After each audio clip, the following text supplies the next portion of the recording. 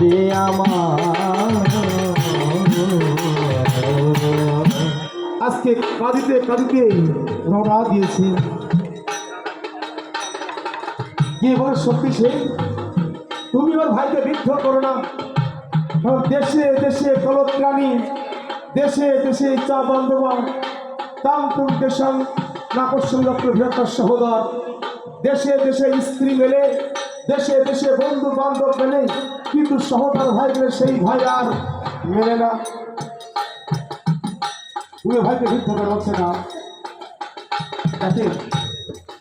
এই বাণটা দিয়েছে রামচন্দ্র যখন রাবণ যখন হরিবাসন করলো, রাবণ নারায়ণ যখন হরিবাসন করলো, উনি কিন্তু সকলকে নিমন্ত্রণ দিয়েছিলেন, রাম লক্ষ্মণকেও কিন্তু নিমন্ত্রণ দিয়েছিলেন।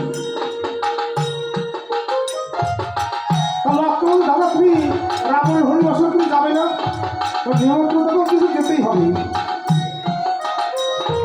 চলো যাই। লক্ষ্মণ মনে মনে চিন্তা করলো যে রাবণের সাথে আমার দাদার সাথে একটা দুঃখ বেঁধে আছে, যদি আমার দাদাকে যদি মেরে ফেলে, তাই গোপনে একটা অস্ত্র সাথে করে নিয়ে গেছিলেন। যখন অস্ত্রে কুমন্ডি যখন গিয়েছে, হরিবাসনটা পরিপূর্ণতা লাভ করছে না। রাবণ বলছে প্রভু আমার হরিবাসনটা পরিপূর্ণতা লাভ করছে না, আমার মনে হচ্ছে কেউ হয়তো কুমন্ডি আমার এখানে এসেছে। রাবণ বলছে কি যে এখানে কেউ কুমন্ডি এসেছ, কেউ কথা বলছে না।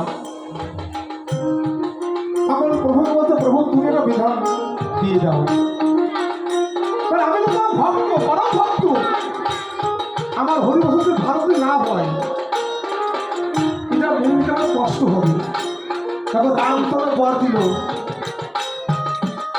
রাবণ শুধু তুমি নয়, এই জগতে তারা এই জগতে তো হরিবাসন হবে, যে হরিবাসন হোক না কেন, যদি সেই হরিবাসন কেউ কুমন নিয়ে যায় সেই শক্তি ছেলে পড়বে।